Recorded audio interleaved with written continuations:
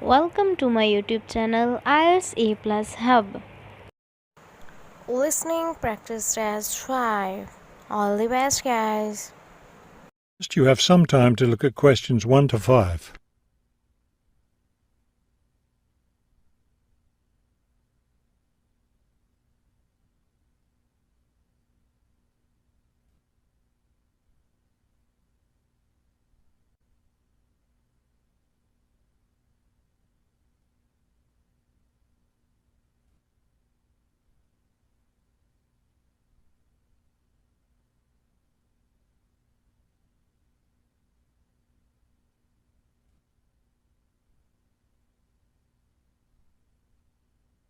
You will see that there is an example that has been done for you. On this occasion only, the conversation relating to this will be played first. Good afternoon, Plainfield Community Centre. Yes, hi. I'm new in town, and I was curious about the services the community centre has to offer. The man answers the phone. Plainfield Community Centre. So the words Community Centre have been written at the top of the form. Now we shall begin. You should answer the questions as you listen, because you will not hear the recording a second time. Listen carefully and answer questions 1 to 5. Good afternoon, Plainfield Community Centre. Yes, hi. I'm new in town, and I was curious about the services the community centre has to offer. We offer a variety of recreational activities. What were you interested in particular? Well, everything, I guess. Okay, let's start with kids. I have a teenage son. What activities do you have for teens? Right now, during the school year, we have tutoring sessions for children and teens in all subjects. That would be good. He needs help with algebra. We can certainly help with that. Just have him come by any Wednesday or Saturday afternoon. That's when the tutoring sessions are scheduled. Fantastic! What about sports? Do you have sports activities for teens? We have tennis lessons on Sunday mornings for teens and Sunday afternoon for adults. I don't think my son would like that, but my husband might. For myself, I'd be more interested in yoga. Do you offer yoga classes? We do. Our yoga classes take place on Tuesday and Thursday evenings. We divide it up into several groups, so there's one class for younger children, one for teens, and one for adults. Really?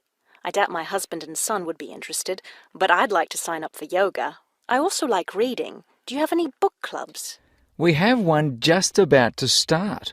The first meeting will be next Friday morning. It will focus on early 20th century novels. Too bad it's Friday morning. I think my son would enjoy it, but of course he's in school at that time.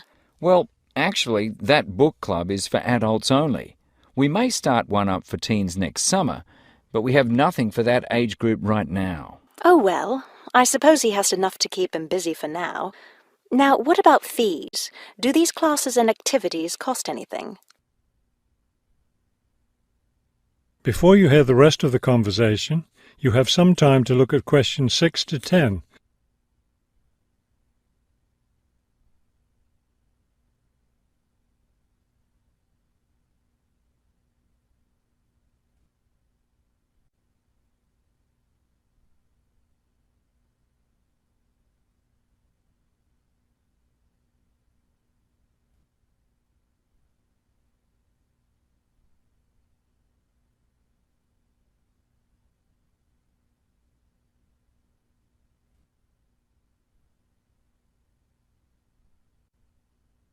Now listen and answer questions 6 to 10. There's a small charge for non-members for each class. However, they're all free to members. Would you be interested in becoming a member? How much does the membership cost? Not much at all. The yearly fee is $75 for individuals and $225 for families. What do I get with the membership? You get free access to all classes and activities, and you can use our facilities like the tennis court, the exercise room and the meeting room. It's not a bad deal, really. Could you tell me exactly where the centre is located? It's at 107 Elliott Street. Is that Elliot with 2 L's or 1 L? 1 L. E-L-I-O-T-T. IOT. It's right downtown. I think I know where it is. Do you have free parking? Yes, you can park just across the street. There's a garage there. That sounds easy enough. Maybe I'll come in one day next week and sign up for some classes. That would be fine. But don't come on Monday because we're closed that day. We're open Tuesday through Sunday. Oh, thanks for telling me. Maybe I'll stop in on Tuesday then. Can I pay for the classes with a personal check? We accept checks and credit cards. Okay, thank you very much. You've been very helpful. That is the end of section 1. You now have half a minute to check your answers.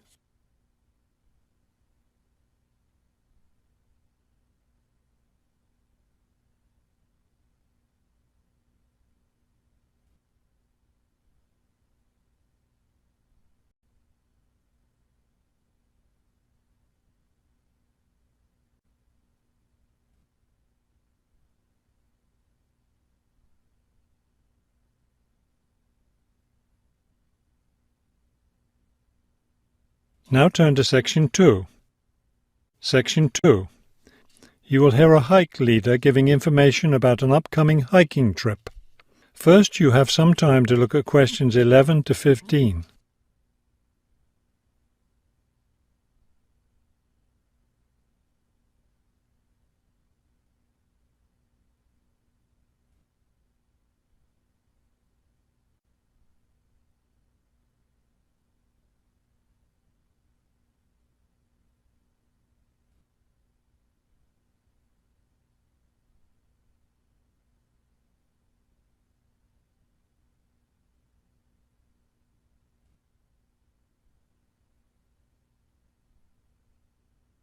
As you listen to the first part of the talk, answer questions 11 to 15.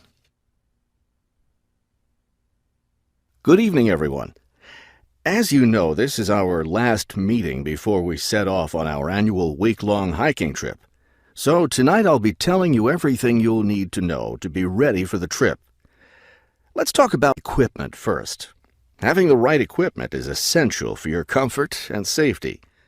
First, you'll need a warm and comfortable sleeping bag. However, you won't need to worry about carrying a tent, since we'll be sleeping in shelters along the way. Also, part of the fee you've paid for the trip goes toward food, so you won't need to put that on your packing list either. We found, though, that it's more efficient for each person to bring his or her own dishes, so be sure to pack a plastic bowl, a cup, and a fork, knife, and spoon. That's all you'll need in the way of dishes. Perhaps the most important item to put on your list is a comfortable pair of hiking boots. Nothing ruins a hike more than getting blisters and sores from ill-fitting boots. So make sure your boots fit you right. Shoes and sneakers aren't adequate for the type of hiking we'll be doing. Of course, a backpack is necessary for carrying your equipment. Make sure you have one that's lightweight and comfortable to carry. Walking poles have become popular among hikers recently, but we don't recommend them. They can get in the way when too many hikers are using them at once, and some serious injuries have been caused. So it's best to leave those at home. Let's see, what else? Oh, yes, some people have asked me about trail maps. They're available, but you really don't need them, as your hike leaders have scouted out the trail and will be guiding you along the way.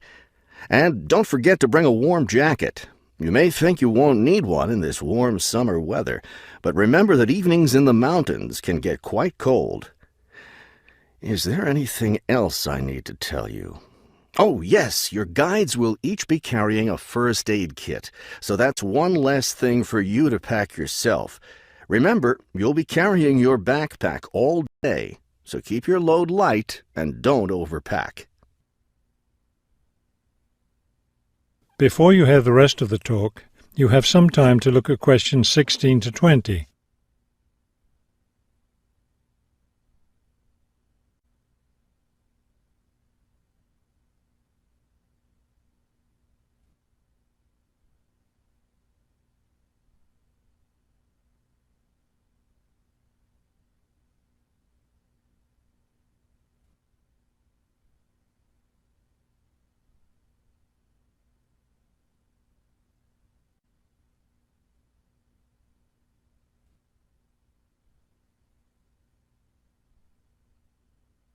Now listen and answer questions 16 to 20. I know you're all experienced hikers, but it's always worth repeating the rules of the trail since they're so important. These rules are in place for the safety of everyone on the trip. As you know, there'll be a hike leader walking at the head of the line who will show the group the way. At the end of the line will be the rear leader, or sweep. It's important to always stay ahead of this person while we're on the trail. There are several different trails on the mountain where we'll be hiking, and they cross each other at some points. When you come to any intersection of trails, stop and wait for the rest of the group to catch up. This way we can be sure that no one goes off on the wrong trail. Let me emphasize here how important it is to stay on the trail. We'll be climbing through some steep and rocky areas. Don't be tempted to go off on your own and try to climb some rocks. That can be quite dangerous. Also, it's not likely, but it is possible that we'll encounter some large wild animals along the way. The last thing you want to do is try to feed any of them. That will just encourage them to follow us, which could lead to some dangerous situations. One last thing before we set off hiking each morning, be sure to fill up your water bottle. This is perhaps the most important safety rule. Dehydration can be a serious problem when you're out in the wilderness, so you must always be sure to carry an adequate supply of water with you. I think that covers just about everything. Are there any questions? That is the end of section 2. You now have half a minute to check your answers.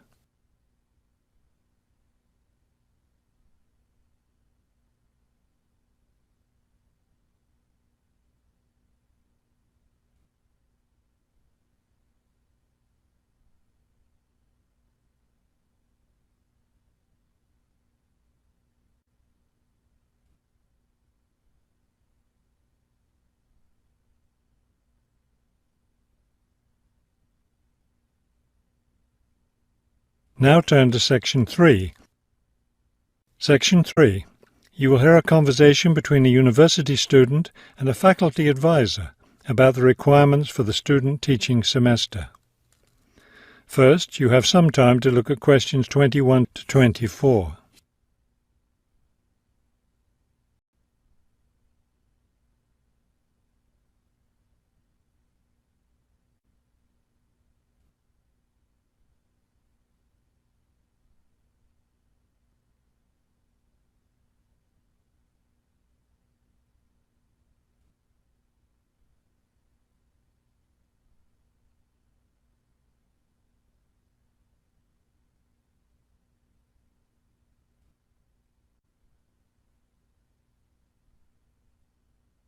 As you listen to the first part of the conversation, answer questions 21 to 24. I'd like to go over with you today some of the requirements for your student teaching, which you'll be undertaking next semester.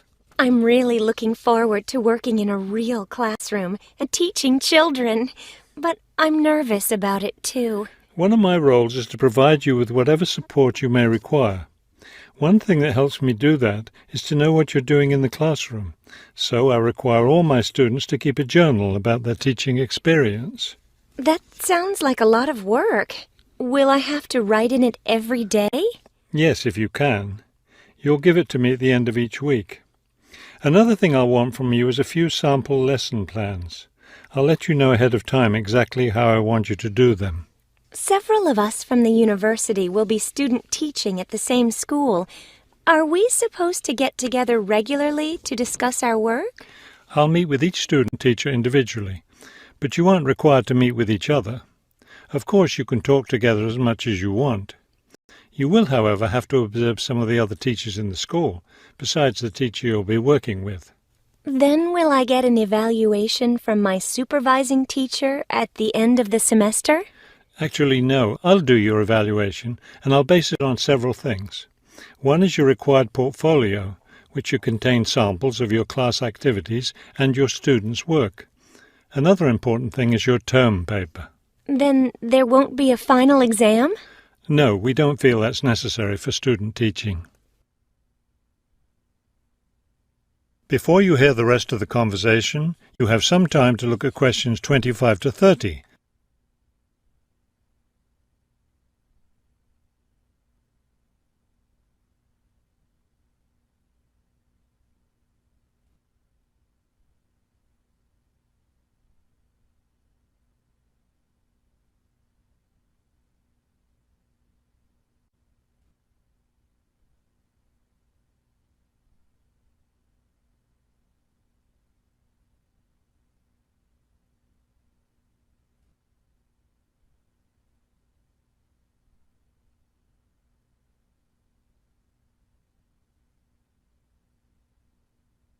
Now listen and answer questions 25 to 30. I know I have to get an agreement form signed. Since you're my advisor, are you the one to do that? No, that form is for your supervising teacher to sign, to document that he or she agrees to have you in the classroom as a student teacher. Oh, I see. I'm concerned about the term paper I'll have to do and the evaluation process. I'm not sure I understand what I'm supposed to do. Regarding the term paper, the first thing is to choose a topic. It should be related to your teaching work. You should let me know your term paper topic by the end of the first week of the semester. Will you be observing me regularly in the classroom? Yes, and during the fourth week of the semester, we'll have our first evaluation meeting to discuss my observations. One thing I'm really looking forward to is the student-teacher conference that the university puts on every year. I'm glad you're looking forward to it. Of course, everyone in the program is required to attend. The conference takes place, let me check. Yes, the seventh week of the semester. When will I have to turn in my term paper? The term paper is due by the end of the 14th week of the semester. Then during the 15th and final week, we'll get together one last time for a semester review. Wow, it looks like I have a busy semester ahead of me.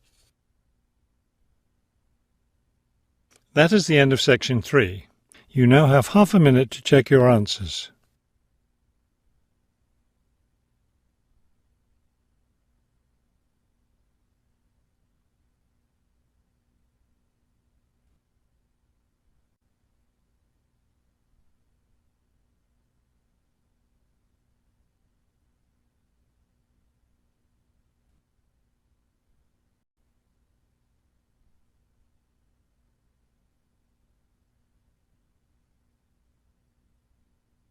Now turn to Section 4. Section 4. You will hear a lecture about customer psychology. First, you have some time to look at questions 31 to 35.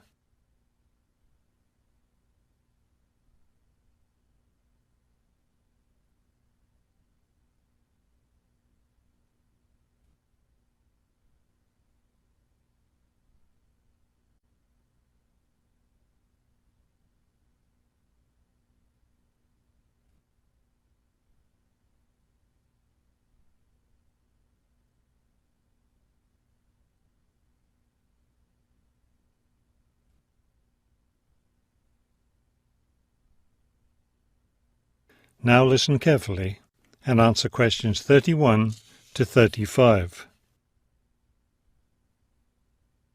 An understanding of customer psychology is an invaluable aid for retailers looking for ways to increase sales. Much can be done to the store environment to encourage shoppers to linger longer and spend more money. The first aspect to consider is the physical organisation of the store. Placement of merchandise has a great deal of influence on what customers buy. For example, a common practice among retailers is to place the store's best-selling merchandise near the back of the store. In order to get to these popular items from the front entrance, customers have to walk down aisles filled with merchandise that they might not see otherwise. Carpets are also used to direct customers through particular areas of the store. Retailers choose carpets not only for their decorative or comfort value, but also because lines or other types of patterns in the carpets can subtly guide shoppers in certain directions. Besides encouraging shoppers to go to certain areas of the store, retailers also want to keep them in the store longer. One way to do this is to provide comfortable seating throughout the store, but not too close to the doors. This gives customers a chance to rest and then continue shopping. Retailers can do a number of things to create a pleasant atmosphere in the store, thereby encouraging more purchases. Music is commonly used, not as entertainment, but as a calming influence. It can slow the customer's pace through the store, making them spend more time shopping and consequentially making more purchases. Scents are also used in various ways. Everyone has had the experience of being drawn into a bakery by the smell of fresh bread. Experiments have been done with other types of scents as well.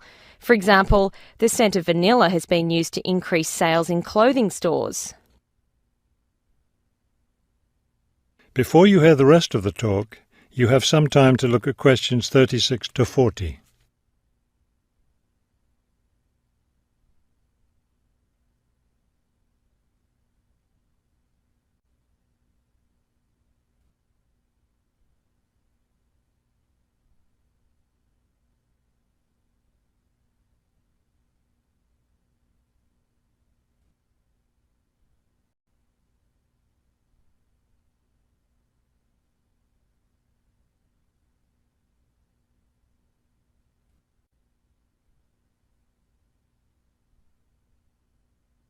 Now listen carefully and answer questions 36 to 40. Use of colour is another important aspect of store environment. Certain colours can affect behaviour as well as mood. Light purple, for example, has been found to have an interesting effect on customer behaviour. People shopping in an environment where light purple is the predominating colour seem to spend money more than shoppers in other environments. Orange is a colour that's often used in fast food restaurants. It encourages customers to leave faster, making room for the next group of diners. Blue, on the other hand, is a calming colour. It gives customers a sense of security, so it's a good colour for any business to use. In addition to using colour to create mood and affect customer behaviour, colour can also be used to attract certain kinds of customers to a business. Stores that cater to a younger clientele should use bold, bright colours, which tend to be attractive to younger people. Stores that are interested in attracting an older clientele will have more success with soft, subtle colours, as older people find these colours more appealing. That is the end of section 4. You now have half a minute to check your answers.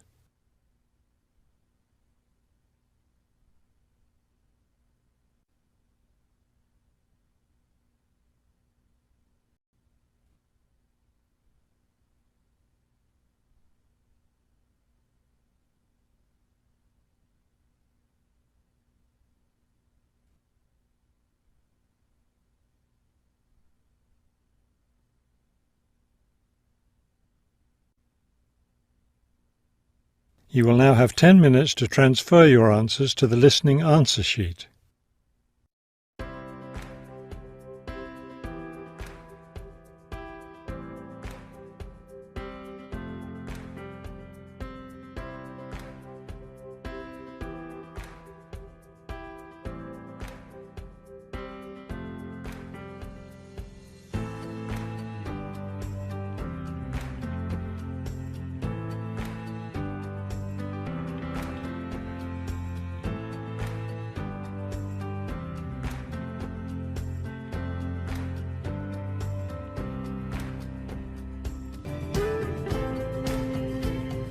Thanks for watching, guys. To get more material like this, subscribe and press the bell icon. And after watching the video, don't forget to like, comment and share. And happy learning, guys.